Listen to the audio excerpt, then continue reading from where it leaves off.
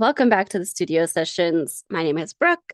We talk about films and filmmaking and the movie industry right now every week. And this week, we are jumping back in to the How Movies Are Made series. I really enjoyed doing this series. I find so much creativity and fun in looking at the filmmaking process and just talking through the different elements of it. I really have been inspired by this series of like honing my craft and all of that, and just inspired by the whole opportunity. I love it. So I hope you guys have been enjoying it too.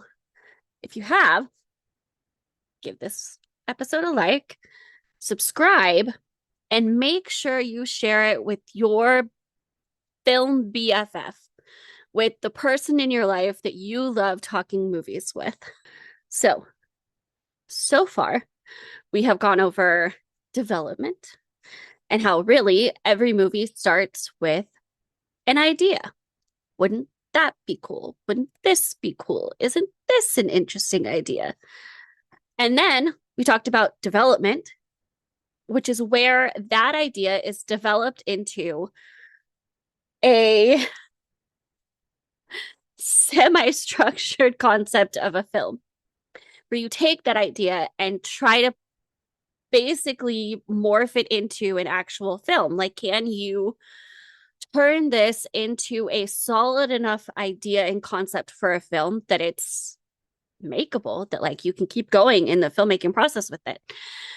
That's where the ideas become actual plans, right? Like you are developing all the different elements of it, from the script to the cast to all of that. And then you are finding the resources to back it. So you're looking at, how could we get this funded? Who do we have that could help fund it? Where would funding come from? It's not always one source. Things like that. And how would we distribute this film? Where do we see it going? So all of that. And then it leads into pre-production, where you put those plans into action. You're no longer ideaing, you are acting. You are actually contracting with that cast member. You are actually pulling in the funding and getting the funding actually here in place where you can use it. You're getting equipment, you're getting locations, things like that. You're setting a schedule for shooting the film. And then this week we get to talk about production, which is really the part everybody thinks about when they think of making a movie, is production. It's also referred to as principal photography. Basically, it's everything you see on the camera. It is the process of actually shooting the film, actually pushing record on the camera or cameras and capturing the film. I think this part is the glitzy, glamoury, showy part of the process. And it is where a lot of fun is had, a lot of creative decisions are made. And it is where everything culminates in this process, because what happens in production really affects the rest of the process, because the film isn't done once you shoot it. Of course, you do have to edit and distribute it, but there is a saying, we'll fix it in post, which is referring to fixing mistakes during production and post-production, where you're editing and morphing the raw footage you gather in the production phase into the final film. But that saying is not actually trustworthy. We'll talk about why in another episode more deeply, but you really don't want to leave that as your motto. You do not want that to be how you function in production, because one, there's a whole lot of things you're gambling on going right. You are kind of just letting the process go into chaos and flounder. If you start saying too much, we'll fix it in post. You're still in production, fix it in production. Fix it practically. So, like I said, that'll be another episode. But I think the part of production that is my favorite is how beautifully everybody works together. All of the roles complement each other. You have the actors, you have the cinematographer, you have the DP, the director of photography, which is often also the cinematographer. You have the boom operators, you have the camera operators, you have the lighting people all working together under the direction, the creative leadership of the director. And this is where all different parts of the process are active together at the same time and have to work in that ecosystem together. If one of them is off, the rest is going to be off. If you're waiting for the camera operators to get in place, the actors can't do their job. The director can't do their job. Everybody is working together simultaneously at the same time. And really, there's a whole lot of moving parts you're keeping in control. And the bigger scale the production, so the bigger the movie, the more true that is. You have more pieces in place. So, this is where the director's role comes in for capturing on film what their vision is, what the vision they set out with, what the goal of the film was. And all of those ideas become reality, become something tangible you can look at. The director's role is to coordinate all of that happening to the absolute peak performance ability for every area of the film, really. You're talking placement of the camera, you're talking placement of the boom operators, you're talking sounds you can hear, you're talking how a line is delivered or where an actor is standing. A director's role is not simply saying action, I mean, starting and stopping filming.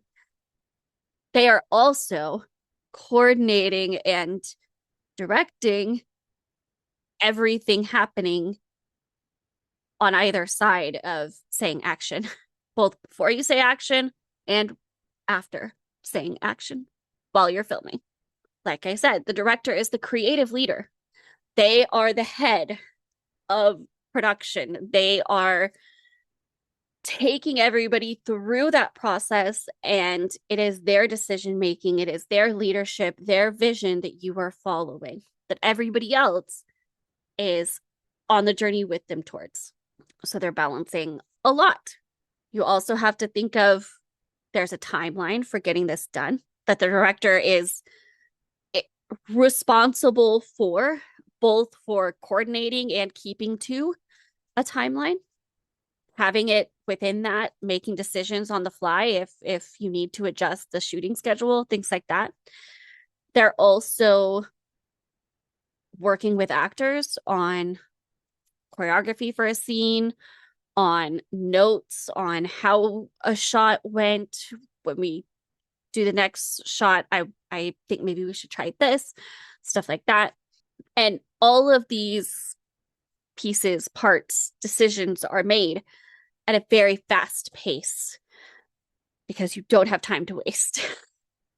You want to get through as much as possible in a timely manner, not rushing it, because you want to take the time it deserves and needs to be the best it can be. But you also don't want to overextend your time. And you want to keep in mind that actual timeline for shooting the film. I want to take just a second to share that we wrapped up the winter screening series. If you joined us for one of the screenings of Like a Butterfly, I just want to say thank you. It was amazing to be able to connect with those of you that joined us, get to talk through everything after we watched the film. It was a really special way to watch the film, to watch it together and then get to have a conversation. And I'm so grateful for that opportunity. It was really fun.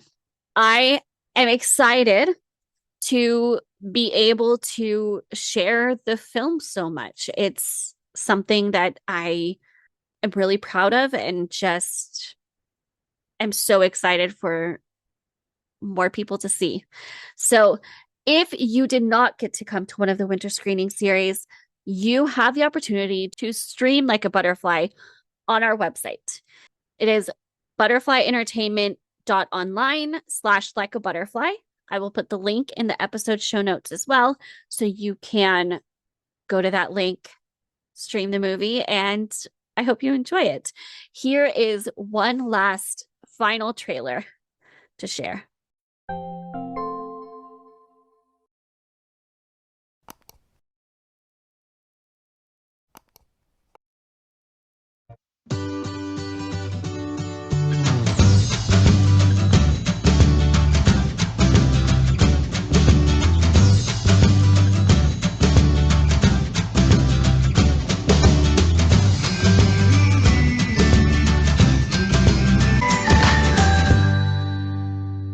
I did not start my channel intending to share about Turner syndrome on it. Then I started getting a flood of comments of girls and women that also had Turner syndrome, and then I just couldn't stop talking about it. My story actually starts before I was even born. Pretty quickly it became obvious that something was wrong. It is Tuesday and my appointment is tomorrow.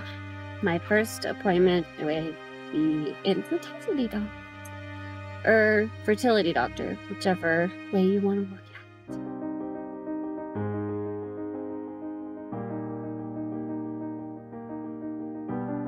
My name is Brooke, and I have Turner syndrome.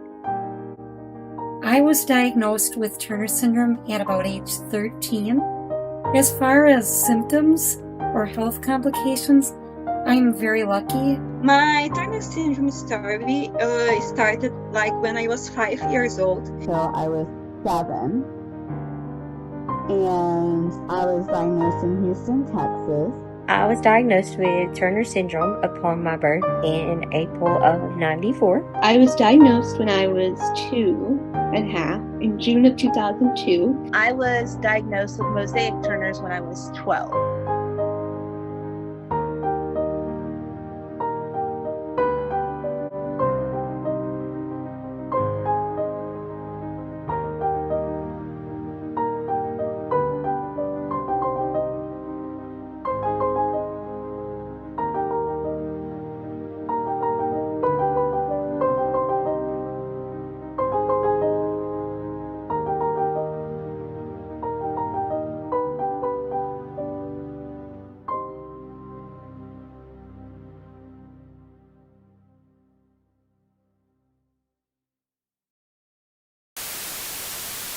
A director also has managing elements to it with what you would think of in a normal manager position. They're managing a team of people, they're managing personalities, all of that outside of actually helping facilitate the work itself. And how different people approach directing, how different directors direct, and what their directing style is can really affect not only the feel of the movie, but the atmosphere of the set itself. If a director is super on script, they don't want any ad-libbing, they don't want any off-script things, then the actors are going to get those notes and they're not going to want you to go off of script. They're not going to want you to improv or ad-lib at all. Other directors are like, give it one shot what I wrote, and then let's see what you got. Let's see what you have.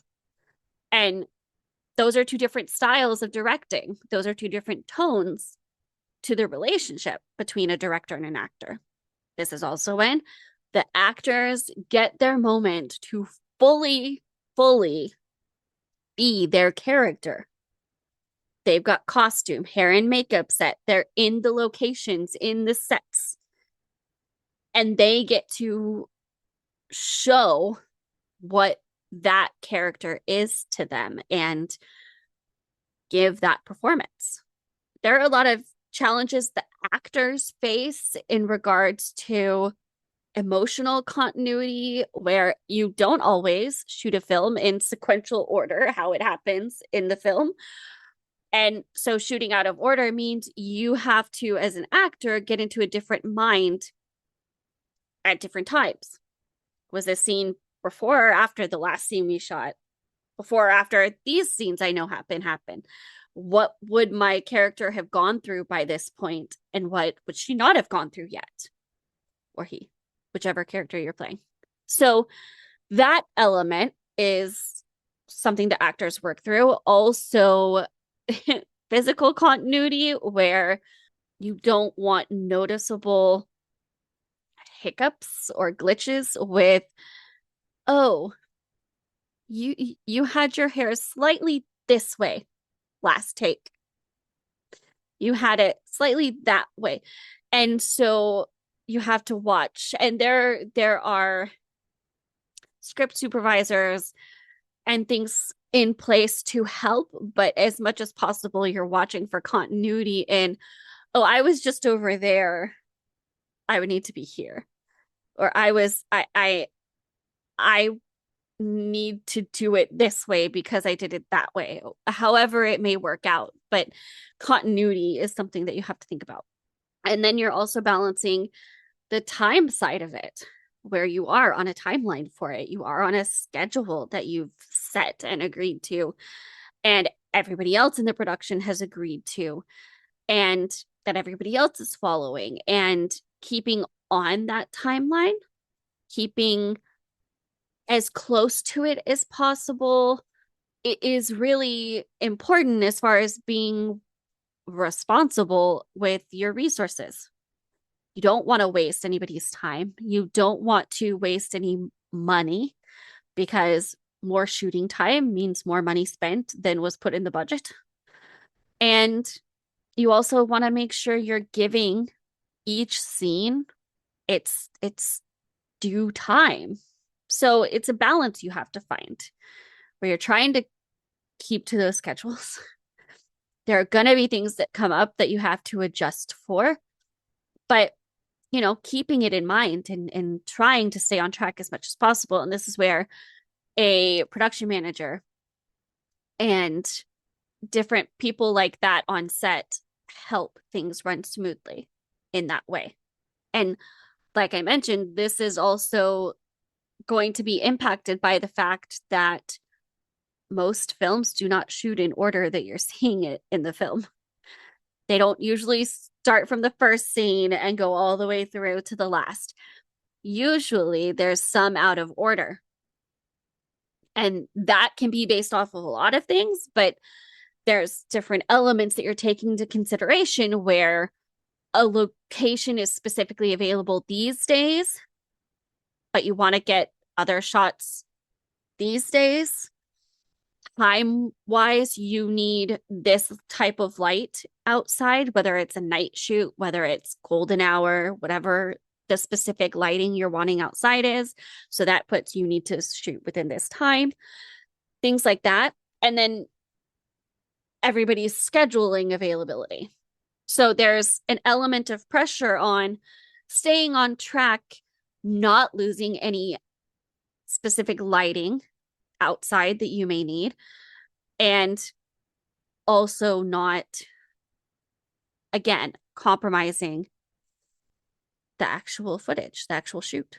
The other side of the camera with all of the crew is also something that is happening at the same time. Like I said, all of these elements are active at once, and there's a lot of people on set. It takes a lot of different people doing different roles to capture the film. You're talking a DP, like I said, a director of photography. You're talking an assistant director. You're talking a gaffer who's overseeing the lighting. You're talking about a sound person. You're talking about the script supervisor helping make sure everything looks consistent. You've got all these different departments for lighting, sound, set dressing, script supervisor, assistant director, director of photography / cinematographer. You've got camera operators.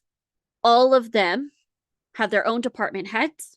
And then all of those department heads speak to the production manager, who speaks to the director, and the leadership trickles down from there. And teamwork is everything in production, because if one piece is falling behind, the rest are all going to be impacted by it. It's like I said, if you're waiting for a camera operator to be ready, the actors can't do their job. The director can't do their job. The sound people can't do their job. Everybody's waiting on you if you are not with everybody in timing. So this means there's a lot that can go wrong too, just like in the other stages of filmmaking. There's things that can go wrong, and often do. There's often things that come up. But you're talking about technical issues. There's equipment broken or equipment not working or things like that. You're talking weather problems if you are shooting outside. Maybe an actor is really struggling with a certain scene, or the director and them are trying to figure some things out and it's taking longer. And you're problem solving in real time, right there in the moment, trying to resolve it so you can move forward in production, all while trying to stay calm, to keep the set calm and moving forward.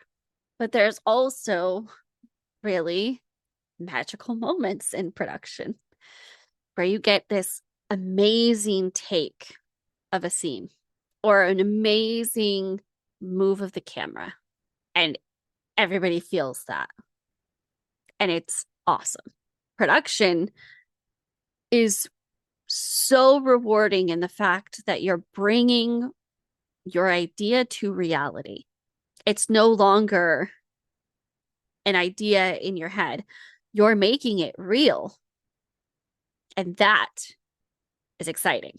So after all of this, at the end of production, you have what's called wrapping, where you wrap up production.